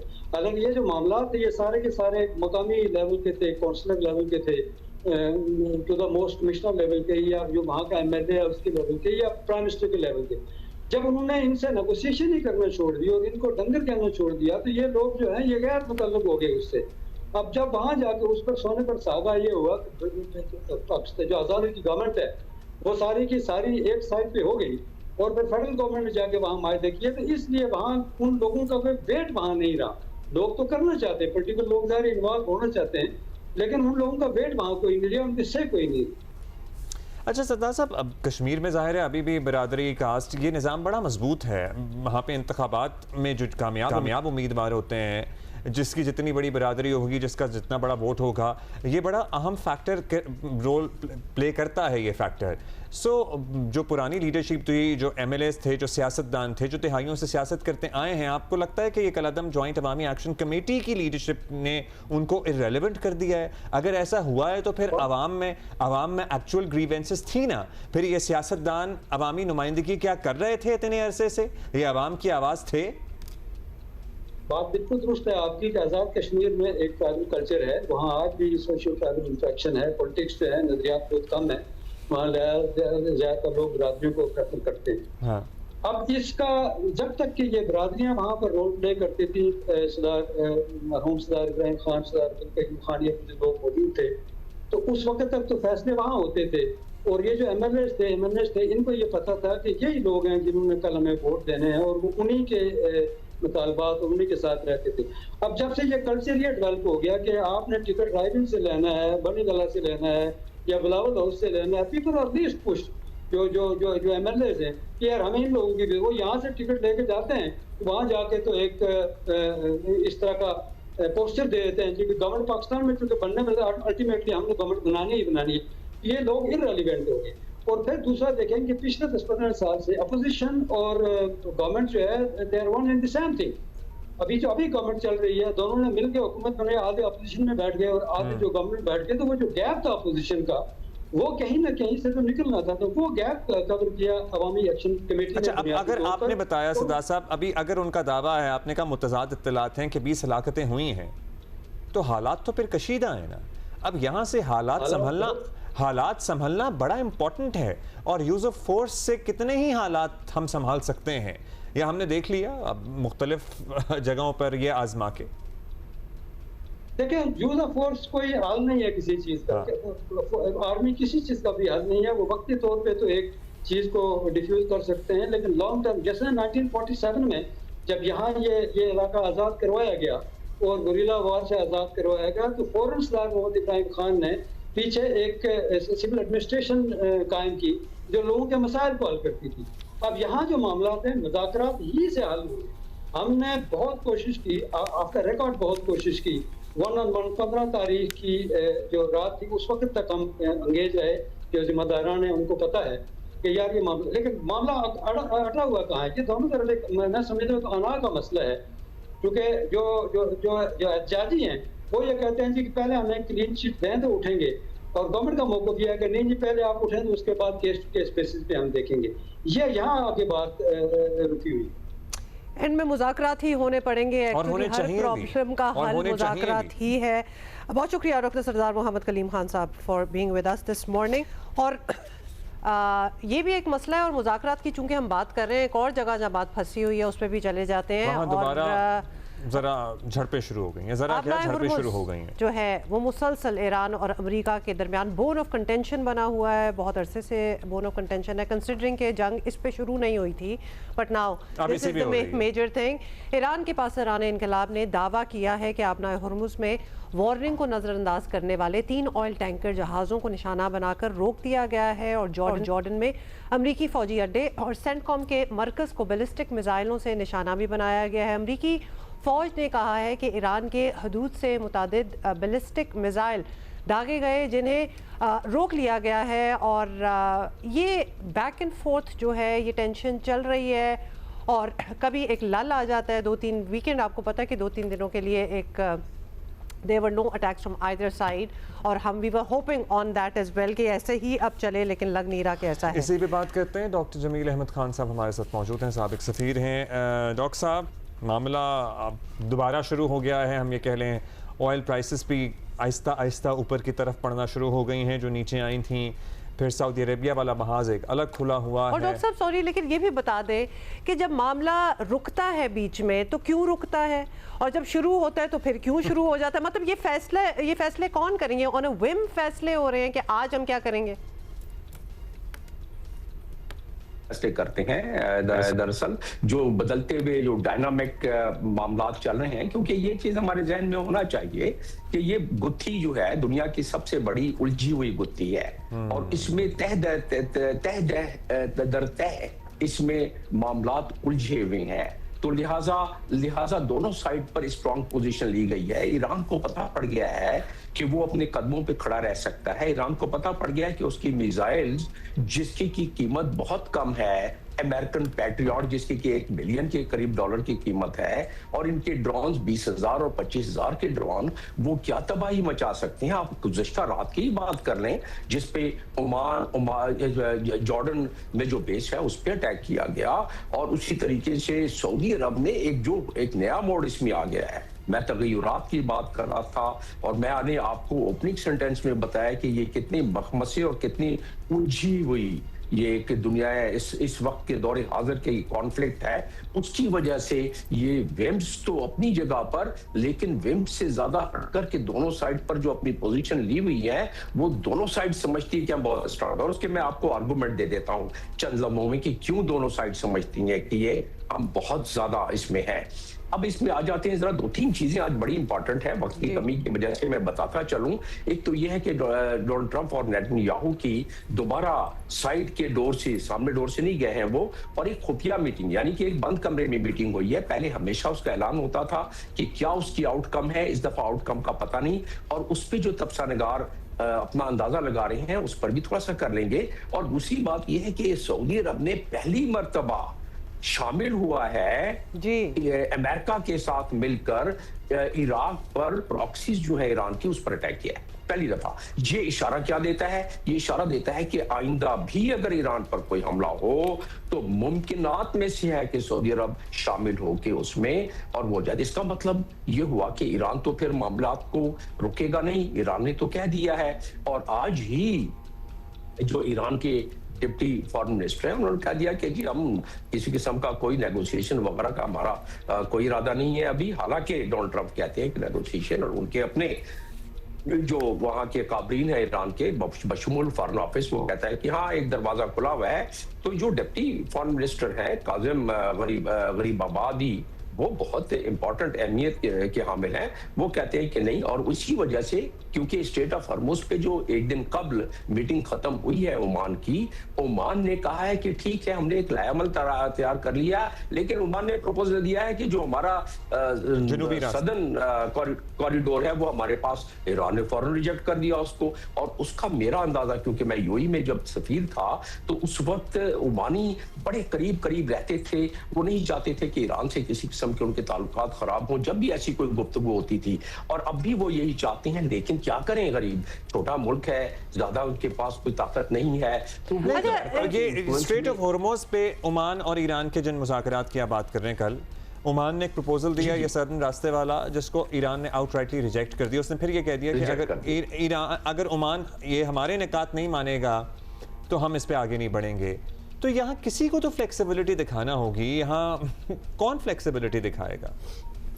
देखिए असल चीज ये है कि ईरान किस बात पर स्टैंड ले रहा है। एक तो ये है कि कुछ उसमें 1998 के कुछ कोवेनेंट्स हैं, कुछ दुनिया में एग्रीमेंट्स हैं, तो उसका सहारा ले रहा है। दूसरा सहारा ले रहा है, हालांकि उसका सिग्नेटरी नहीं है United Nations law of high seas का, कुछ उसका सहारा ले रहा है। आगे चल के आप कहेंगे तो उसके मैं सीधा आपको आर्टिकल बता दूंगा उसके।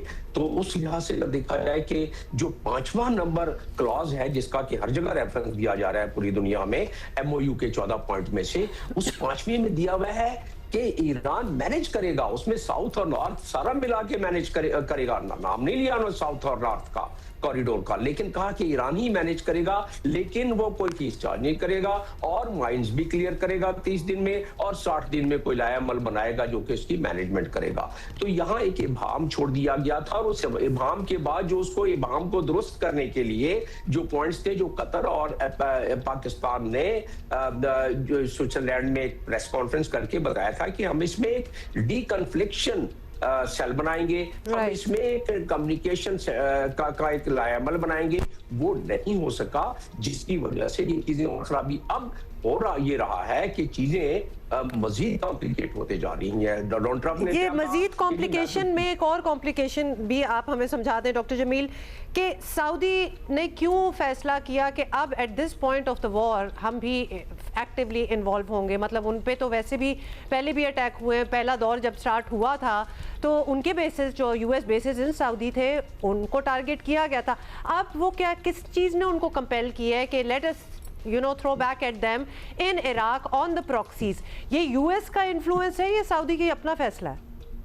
नहीं, देखिए उनका सब्र का पैमाना लबरेज होता जा रहा है और ज़ाहिर उनके पास ताकत है अपनी भी बहुत ज़्यादा। इस पूरे खित्ते में सबसे बड़ी अगर फौज है तो उस की है और पाकिस्तान का उनके साथ पैक्ट है, उस पर हम गुफ्तगू करते रहे हैं और इस मामले का भी असर पाकिस्तान पर पड़ेगा।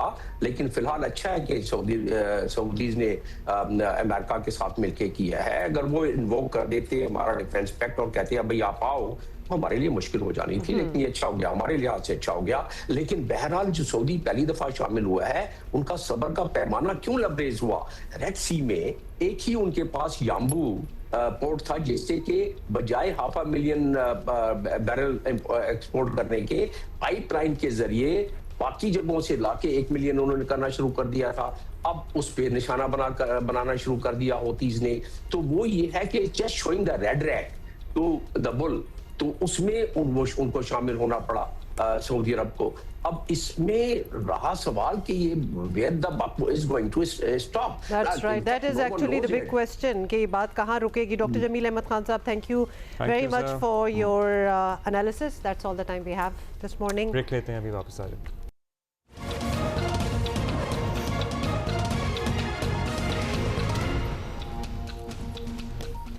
अस्सलाम वालेकुम, welcome back. Arts council of Pakistan Karachi में इस वीकेंड पे कोई एक ज़बरदस्त किस्म का एक स्टेज ड्रामा है जो कि पेश किया जाएगा थिएटर बेसिकली, और उसका नाम बड़ा इंटरेस्टिंग है। उसका नाम है द ऑड कपल।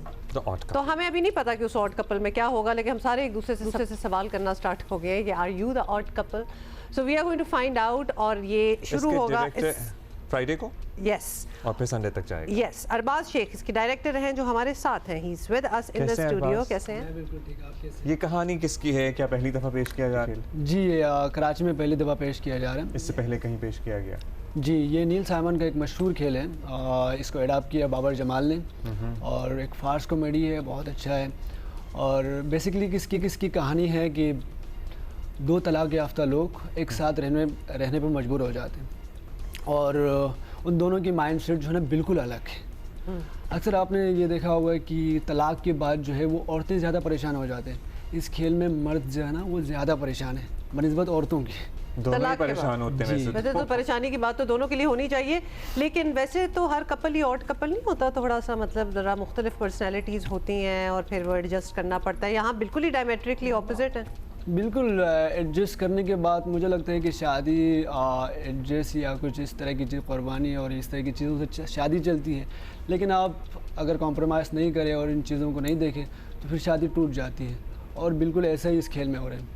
अच्छा, ऐसे इस खेल में हो रहा है। कितने दौरानिए का ये खेल है? ये तकरीबन 1 घंटा 30 मिनट की दौरानिए। अच्छा, हमें अगेन एक सवाल आया कि फास्ट कॉमेडी क्या होती है? कॉमेडी तो होती है, डार्क कॉमेडी भी होती है। फास्ट कॉमेडी क्या होती है? फास्ट कॉमेडी डार्क कॉमेडी की तरह ही होता है, लेकिन डार्क कॉमेडी हम बिना नाम लिए करते हैं। जैसे हम किसी पे डार्क कॉमेडी कर रहे हैं तो उसका नाम सामने नहीं लाते। फास्ट कॉमेडी डायरेक्ट करते हैं और इसमें पेज थोड़ा स्पीड होते हैं और इसमें लाउड एक्टिंग होती है, इस तरह की चीज़ें और रियल लाइफ सिचुएशंस होती हैं, एग्जैजरेटेड वे में एग्जैजरेटेड टॉकिंग एंड बिल्कुल वो दिखाया जाता है। अच्छा, तो अडेप्ट अगर इसको काफ़ी बार किया है, ये बड़ा मशहूर प्ले है एज इट इज़, तो जब हम अडेप्ट करते हैं किसी चीज़ को तो अपने ऑडियंस के लिए कितना उसको फाइन ट्यून कर सकते हैं? एडाप्ट जब करते हैं ना हम लोग, तो हम अपने हिसाब से बनाते हैं। जैसे हम कराची में हैं और हमारी मुश्किलात क्या होती है, क्योंकि ये एक इंग्लिश खेल है, नील साइमन ने लिखा है, उनके मसलों की की होते हैं, लेकिन यहाँ के मसले बिल्कुल अलग है। हमारे तौर तरीके, उठने बैठने के तरीके अलग है उनसे थोड़े से, तो रिलेटिव होते हैं इससे। अगर एडाप्ट करें ना तो रिलेटिव होते हैं। अच्छा, ये बताएं कि कोई फ़नी सिचुएशंस अगर हो और बार बार प्रैक्टिस किया जा रहा हो कास्ट की तरफ से, कितनी फ़नी रह जाती है एंड में जब ऑडियंस को के सामने परफॉर्म करना हो बात, क्योंकि आप इतनी बार कर चुके होते हैं, आपको पंच लाइन भी पता है, आपको पता है सिचुएशन क्या बन रही है, और उसको इमोट करना और फिर भी सरप्राइज़ का एलिमेंट रखना कि ऑडियंस तो पहली बार ही देख रही होगी, मुश्किल नहीं हो जाता? नहीं, एक तरह से हमारे जो सारे कास्ट है ना, जैसे असद गुज्जर है, ओसामा भाई है, ये ऑलरेडी कॉमेडी करते रहते हैं, और मैं ख़ुद भी कॉमेडीज़ में मेरा थोड़ा हाथ अच्छा है, मैं स्टैंड अप वगैरह भी करता हूँ कुछ, तो इस वजह से इतना मुश्किल तो नहीं होता पंच लाइन बनाना और चीज़ें। और ऑलरेडी बाबर साहब ने कुछ अच्छे से लिखे हुए, तो are there songs and dance as well? नहीं, ये सॉन्ग एंड डांस वाला साउंड भी नहीं कर रहा है इसमें, जो हो रहा होगा ड्रामों में होता है वही हो रहा होगा। अच्छा, क्या ड्यूरेशन है, एक दफ़ा फिर बता दें ताकि ये 1 घंटा 30 मिनट की ड्यूरेशन। लवली, 1 घंटा 30 मिनट दिस वीकेंड। कुछ ना कुछ तो हमेशा ही होता रहता है और हम बड़े एक्साइट होते हैं when we have something to tell you कि आप इस वीकेंड क्या कर सकते हैं। वैसे तो इस weekend if you are in Karachi तो थोड़ी थोड़ी बारिश का भी कुछ फोरकास्ट है। मैं आपको बताया हर रोज ही कुछ हो रहा होता है, लेकिन वीकेंड पे एक स्पेशल खेल आपके लिए पेश किया जा रहा है। So you can go out for dinner, enjoy the rain and then go for the play as well। और आप ये देख सकते हैं Here in Karachi। कितने बजे? 8 बजे शुरू। Awesome, फार्स कॉमेडी है और तैयार हो जाएं, और रिलेटेबल भी है, तो कुछ चीज़ें आप शायद उसको पहचान भी पाएं फ्रॉम योर ओन लाइव्स।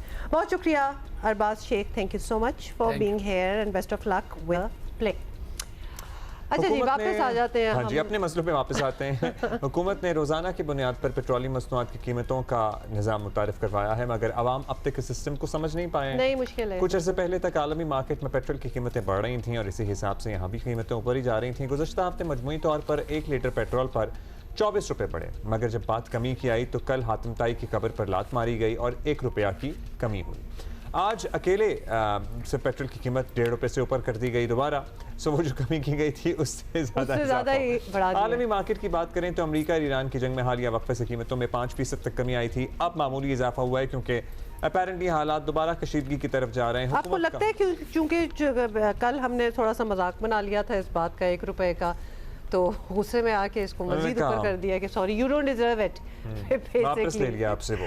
अच्छा जी, शहबाज राना हमारे साथ हैं, सीनियर सहाफ़ी, उनसे बात कर लेते हैं कि क्या चल रहा है। शहबाज, बताइएगा कि पाकिस्तान में पेट्रोलियम मसनूआत की कीमतें जो हैं वो ऊपर ही ऊपर जा रही हैं, कमी हो भी तो मजाक ही लगता है, मतलब 1 रुपये वोट इज़ 1 रुपये। तो क्या वाकई इंटरनेशनल हालात ऐसे हैं कि सब करना पड़ रहा है, या कहीं ना कहीं हुकूमत की कमज़ोरी भी है? किस तरह आप इसको डिफ़ाइन करेंगे? जी बिस्मिल्लाहिर्रहमानिर्रहीम। जो बुनियादी फैसला था हुकूमत ने किया जब ये ईरान की और अमेरिका की जंग शुरू हुई कि पहले जो 15 दिन के बाद कीमतों का तयन होता है उसको हुकूमत 1 हफ़्ते के ऊपर लेगी। जब दूसरी ये वेव स्टार्ट हुई और इस दफ़ा हुकूमत को लगा कि इसके पास जो विंडो है कोई बहुत ही डिफ़िकल्ट फ़ैसले करने की वो बहुत महदूद है, सब्सिडीज़ देने की विंडो भी महदूद है, तो हुकूमत ने ये फ़ैसला किया कि वो बजाय कि वो वीकली अरेंजमेंट के ऊपर जाए इन एन एंटिसिपेशन के आलमी मंडी में इस दफ़ा कीमतें शायद बहुत ऊपर चली जाए जिस किस्म के हालात हो रहे थे। और आपने देखा कि $100 फ़ी बैरल कीमत गई भी, उसके बाद कोई अब वो $15 कम होकर $15 कोई $85 के आसपास है। तो हुकूमत के पास चूँकि प्राइस को एब्जॉर्ब करने की चॉइस नहीं थी, तो हुकूमत डेली प्राइस एडजस्टमेंट के मैकेनिज़्म के ऊपर की, जिसका जो बुनियादी मकसद तो सिर्फ ये था कि आलमी मंडी में जो भी कीमतों में रद्दोबदल हो रहा है उसको फौरी तौर पर आवाम तक मुंतकिल कर दिया जाए, क्योंकि हुकूमत के पास फिजिकल स्पेस नहीं थी। लेकिन इसके साथ जो हुकूमत से गलती ये हुई कि हुकूमत ने लोगों को ये उम्मीद दिलाई कि ये जो डेली प्राइस की जो डिटर्मिनेशन है वो उसमें उन्हीं का फ़ायदा है, ये एडजस्टमेंट जो होंगी उसका अगर कीमत कम हो रही है तो वो भी लोगों को फौरी फ़ायदा होगा, और अगर कीमतें बढ़ेंगी तो वो भी उनको फौरी उसका बर्दाश्त करना पड़ेगा। इसके जो पीछे फैसला था वो ये था कि ऑल्दो जो कीमत है वो अभी भी हुकूमत ओगरा के ज़रिए ही डिटर्मिन कर रही है, लेकिन वो डेली बेसिस पे नहीं हो रही। वो उसकी जो पीछे बैक एंड पे जो फार्मूला है वो उसकी वीकली एवरेज है। यही वजह है कि जब आपने देखा कि अब 2-3 दिन जो कीमतों में कमी, तो लोगों की एक नेचुरल एक्सपेक्टेशन हुई कि जिस तरह डेली कीमत ऊपर जा रही थी उसी स्पीड से कीमत नीचे आएगी। ऐसा इसलिए नहीं हो सकता कि ये जो प्राइसेस था और ये डेली वाली जो इसकी इंडिकेशन थी उसके ऊपर ये नहीं था। ये बेसिकली एक होप दिलाई गई लोगों को कि हुकूमत जब डेली मैकेनिज्म के ऊपर शिफ्ट हो रही है, एक डीरेगुलेटेड एक फैसला है, उसकी तरफ एक बड़ा कदम है। बट पीछे at the end of the day वही मैकेनिज्म था। अब जो इंटरनेशनल मार्केट में जो रिडक्शन आ रही है वो चूंकि अब ये रिवॉल्विंग वीकली एवरेज के ऊपर प्राइसेस पाकिस्तान में डिटर्मिन हो रही हैं, तो वो फिर आहिस्ता आहिस्ता उसकी जो कमी है वो अवाम तक मुंतकिल होगी। हर हफ्ते की जो बेस के ऊपर प्राइस है उसमें जब अगले दिन की प्राइस डिटर्मिन हो तो पिछला एक दिन उसमें से निकल जाएगा। तो ये एक फैक्टर है जिसकी वजह से जो अवाम को सही मानों में जिस तरीके से एक डेली प्राइस मैकेनिज्म का एक बेनिफिट होता है उस तक आवाम तक नहीं पहुंचा। शहबाज साहब, पेट्रोलियम मसनूआत की कीमतों को स्टेबल रखने के लिए बजट के आसपास एक फ़ंड भी कायम किया गया था।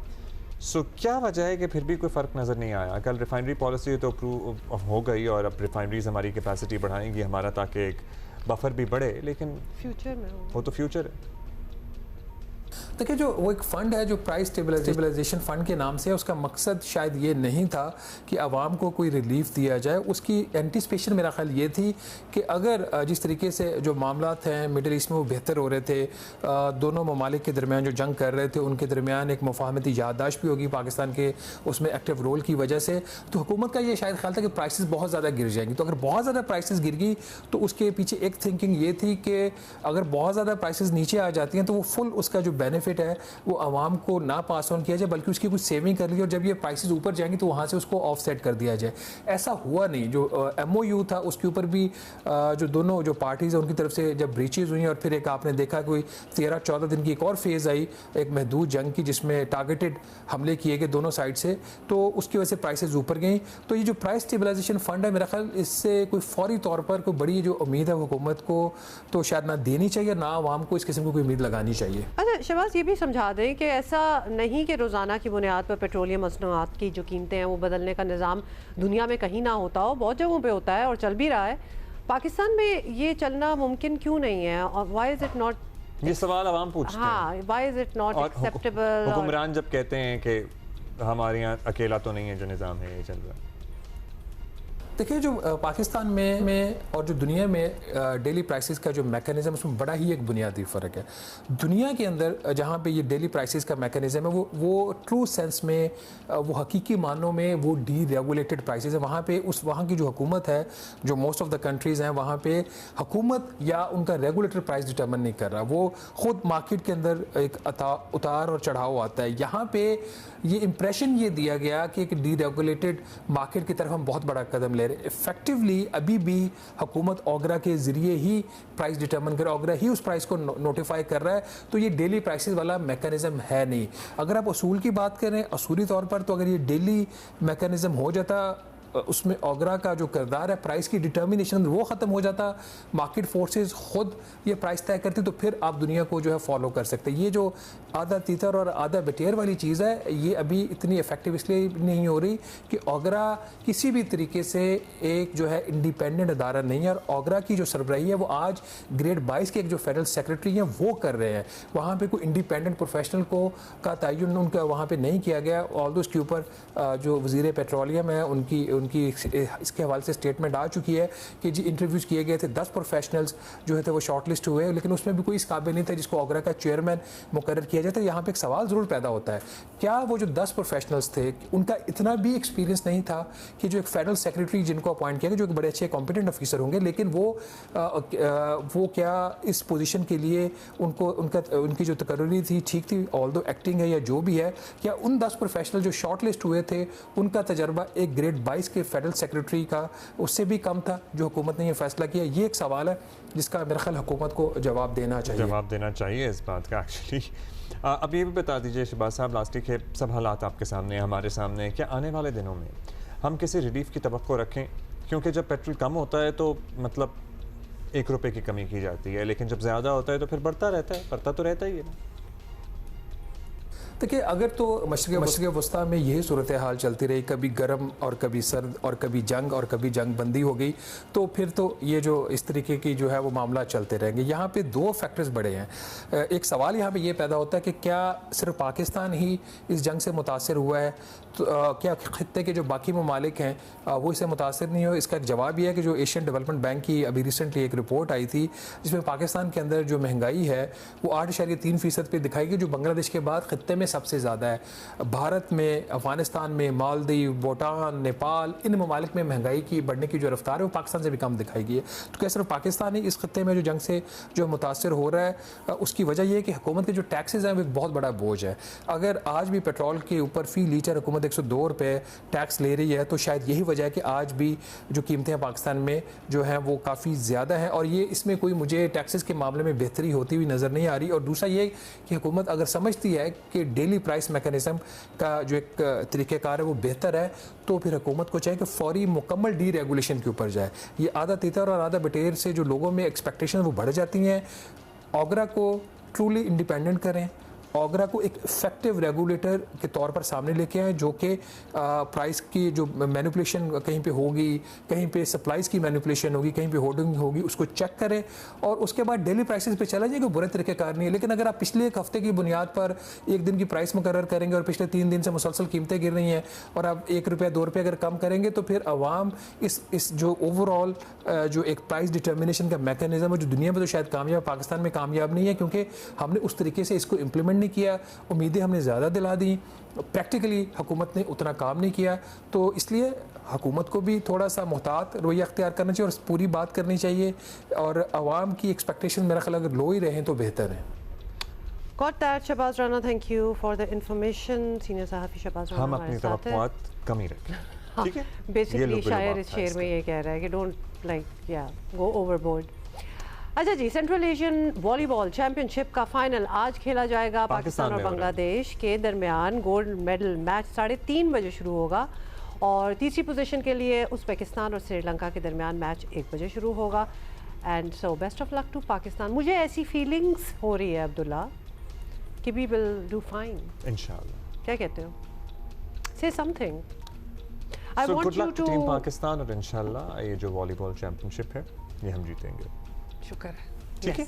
Alright, okay, that's about it. ये पूरे में वाहिद जरा मुस्बत खबर हमें लगी आज सारा लिटरली आज हम ढूंढते रह गए कि हम कोई तो अच्छी बात आपके साथ कर ही ले लें, और उसके अलावा कोई और भी हमारे पास अच्छी खबर थी जो हम बीच में टाइम नहीं है। हम कल के लिए ज़रा कोशिश करेंगे कि हमें मैसर आए मुस्बत खबरें तो हम आपसे शेयर करें। We can see you tomorrow इंशाल्लाह। नो प्रॉमिसेस तो